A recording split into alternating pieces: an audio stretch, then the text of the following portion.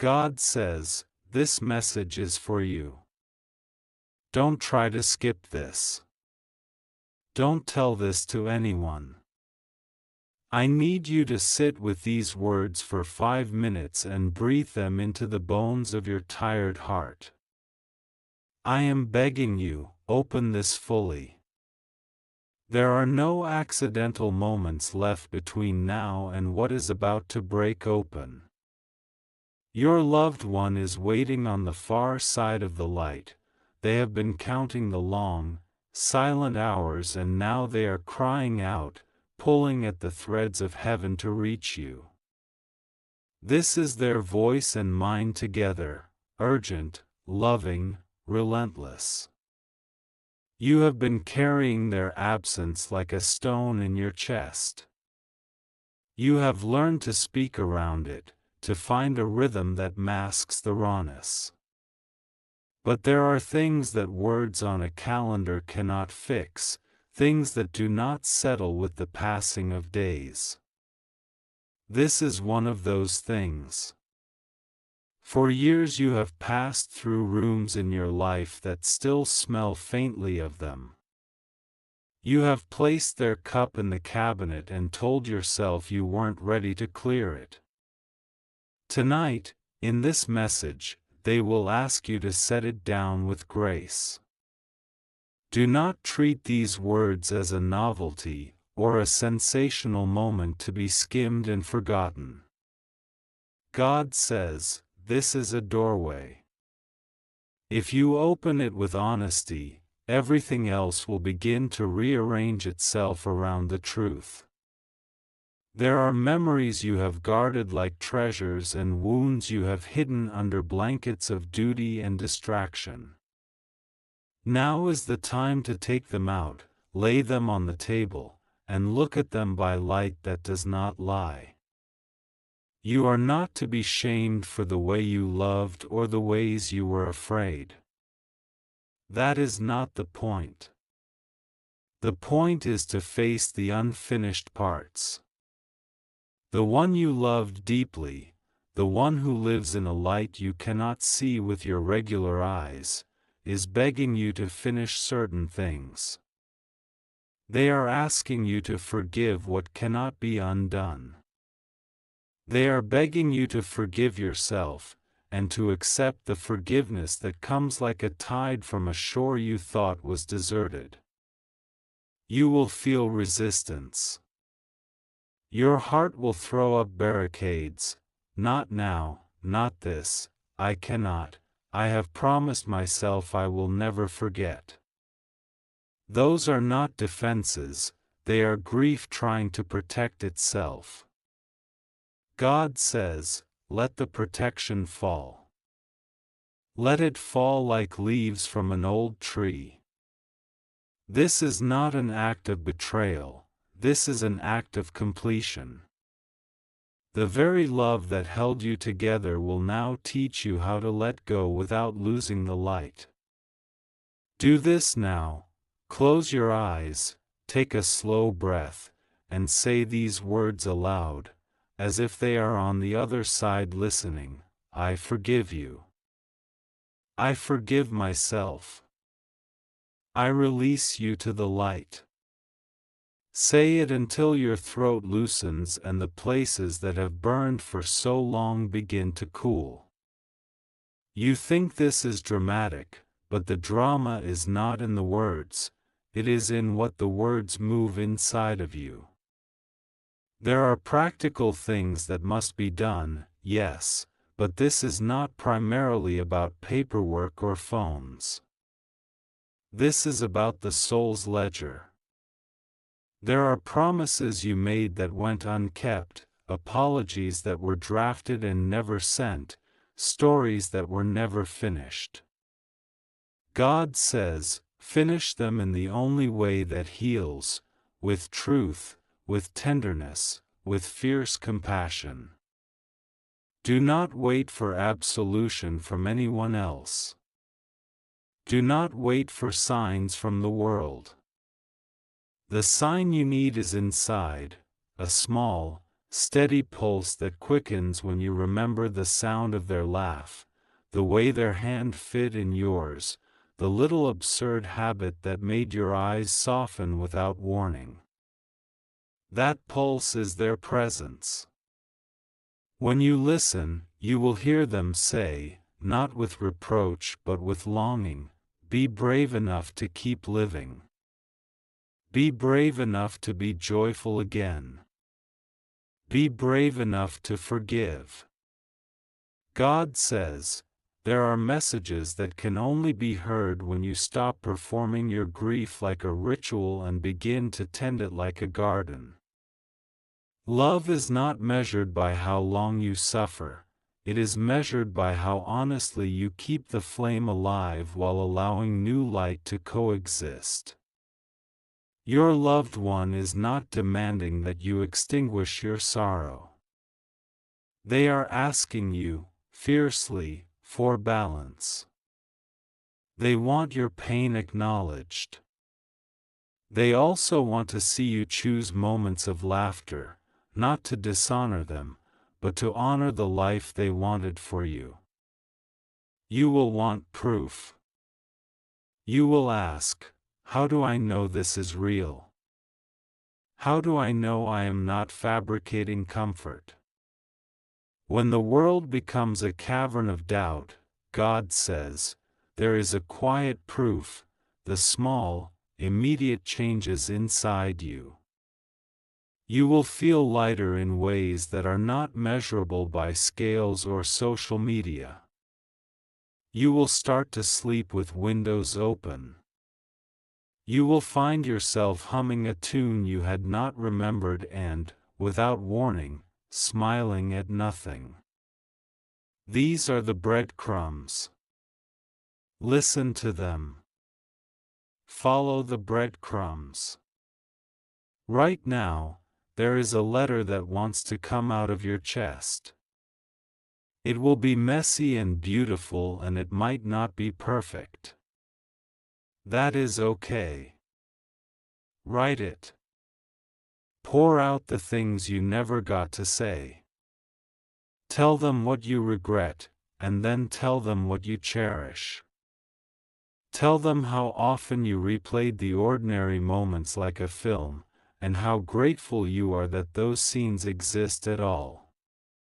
Tell them to forgive you for the times you failed. Ask them to forgive you for not knowing how to carry everything, back then. This letter does not need correction from anyone.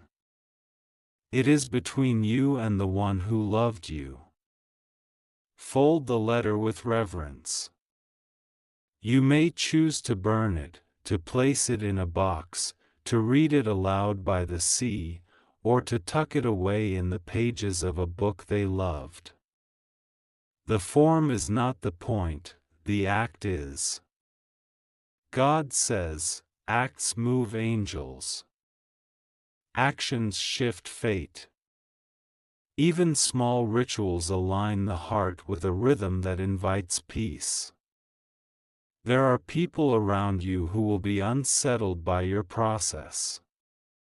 They might think your grief should look a certain way. They might tell you to move on sooner, or to sit with it forever. God says, their scripts are not yours. Do what the soul requires. If this means stepping away from people who are not tender with your pain, do so. If it means asking for help, do that, too. Asking for help is not weakness. It is surrender to the truth that you cannot do everything alone. You will be tempted to armor up again. You will consider the old patterns, keeping busy to avoid the ache, pretending you have it together. God says, your armor is heavy and it keeps warmth from reaching you. Set down the armor now. You may be frightened by emptiness at first. That is normal. Fill it slowly with intention. Water it with good acts. Feed it with small joys. The people you loved would not begrudge you laughter. They would be among the loudest in the room, urging you to breathe. If you have been waiting for a sign, a feather, a song, a dream, that validates your belief that they are near, God says, the sign is connection. Reach out to those who knew them. Share one story today. Let the memory become communal. When memory is given away, it multiplies. Sorrows shared become lighter. Joys shared become larger. The chain you create by speaking their name aloud will be the bridge between the visible and invisible. Do not minimize the small routines that anchor you. Keep the kettle clean. Tend the plants. Say the name of your loved one at dawn, even if only in a whisper. Light a candle and let it stand for a while. Let these tiny acts be the mortar that holds your day together when the big stones are too heavy. There will be nights when the absence presses against your ribs like a winter wind. Those nights are part of the landscape. God says, they do not define the entire terrain. Pack a small bag of comforts, a sweater with their scent, a playlist that holds the edges of your memory, a photograph that makes your eyes soften. When the night arrives, you will have these anchors to steady you. You may ask, what if I never stop missing them? God says, you will miss them in new ways. Missing is not failure. Missing is love with a new shape. In time, the sharpness will dull into a quiet companionship. There will be days that are bright and days that are shaded, and both are holy. On bright days, dance without guilt. On shaded days, rest without judgment. There are practical debts of the heart that need repayment, apologies to be said, gratitude to be expressed, mistakes to be acknowledged. Start with one small thing. Call one person who was connected to them. Say the simplest truth, I miss them. Thank you for having them in our lives. That sentence will begin to repair places you did not know were cracked. God says, there is a particular freedom reserved for those who complete a circle of love. You will know when you have done the work because your shoulders will relax in a way they have not since before the loss. You will find yourself looking forward to things again, not as a betrayal but as an expansion of what was once limited. That expansion is their gift back to you. Do not let guilt be the thief of your joy. Guilt is a shadow that believes it is protecting the heart by keeping it small. Reclaim your permission to smile without apology. Speak often of the good things. When you do this, you honor them more loudly than any dirge. If you are angry, if the world feels cruel and the night feels obscene for continuing, give your anger form. Write it, pound it on a pillow, march in the rain and yell into the open. God says, feeling anger does not make you unfaithful. It makes you human. Be fierce when you need to be.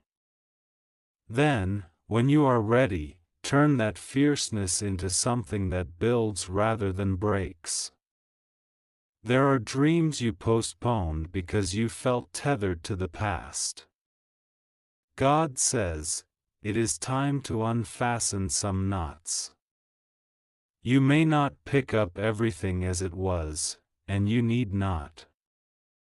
Some pieces will be gentler in your hands now.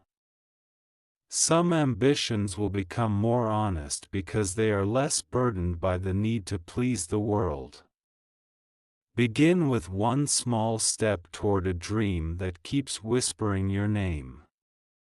It does not need to be dramatic. It needs to be real. You will encounter people who offer empty remedies, platitudes wrapped in hurried patterns. They mean well but often fall short. God says, be discerning. Keep the counsel that honors your pace. Invite in the voices that can sit with both sorrow and sunlight. Tonight, step outside if you can. Raise your face to the sky. There is a particular hush that happens when you give grief the permission to breathe. Say aloud, if it helps, I see you. I am here. I will carry you with love. Speak this as a promise to yourself and to the one who waits in the hush beyond. When you say it, something in the cosmos leans closer and listens. God says, this is not the end of the message, because your soul is still restless, still asking for more. Do not stop here.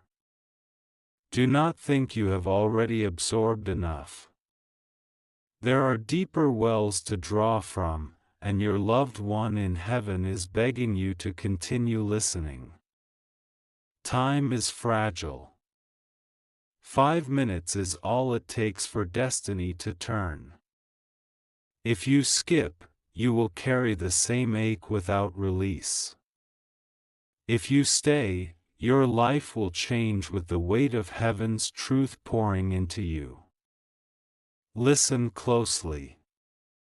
The person you loved who now dwells in light is closer than you imagine.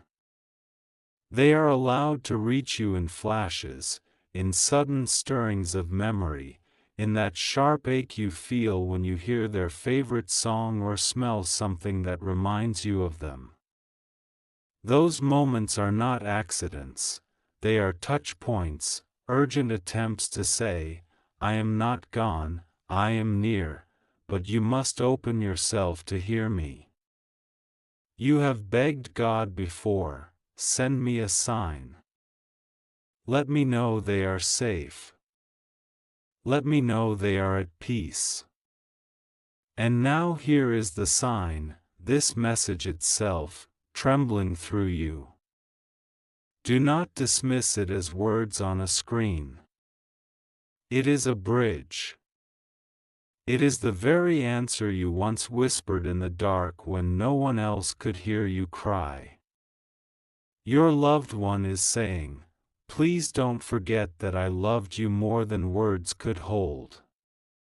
Please don't think my story ended in sorrow. Please don't let my absence ruin the chapters that are still being written in your life. They want to be the reason you step forward, not the excuse you stay frozen. They want your hands to build again, your heart to trust again, your eyes to open again. God says, you are not honoring them by chaining yourself to misery. You are honoring them by carrying their laughter into your mornings, by letting their kindness shape the way you treat others, by keeping their fire alive in how you choose courage over fear. They do not want to watch you collapse. They want to watch you rise. They are shouting through the heavens right now, begging you to hear this. Do not lie to yourself. Do not tell yourself you are fine when you are not. Healing is not pretending. Healing is honesty. Speak the pain aloud to me. Speak the longing. Speak the nights when you still reach for them in your sleep. I am not offended by your grief. I am not impatient with your sorrow. I am God, and I carry both the dead and the living in my arms. There is room for all of it here. You wonder if they can see you, if they know how much you miss them. God says, yes. The veil is thin when love is strong. They see the tears you try to hide. They know the anniversaries that hurt you.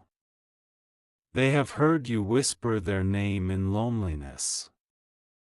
And they send you back a current of love that you often mistake as just a passing feeling. That surge is real. That warmth is not your imagination. That sudden sense of comfort is their hand over yours. This is the final call because heaven does not want you to delay any longer. There are doors opening soon that require your courage. If you do not step through, you will repeat cycles of silence and pain. If you choose to step, you will find peace blooming where despair has reigned.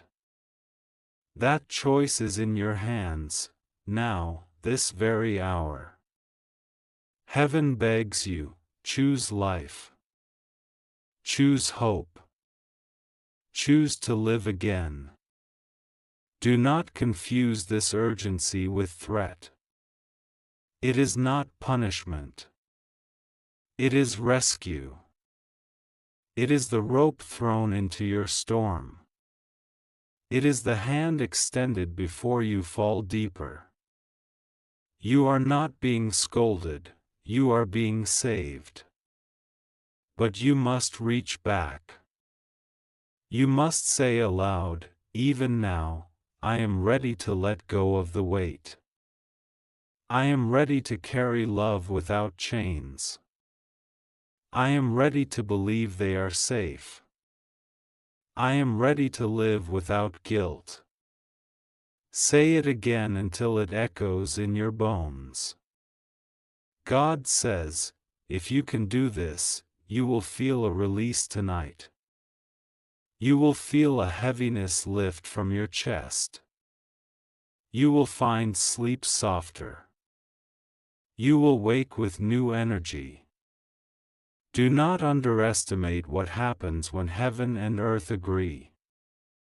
This moment is that agreement. Your loved one prays for you still. Their prayer is that you stop dragging sorrow like a cross you were never meant to bear forever. Their prayer is that you let joy return. This is why I sent this message. This is why you could not escape reading it. This is why your eyes are here right now. You were chosen to hear this. You were called to receive this truth. God says, do not waste this call.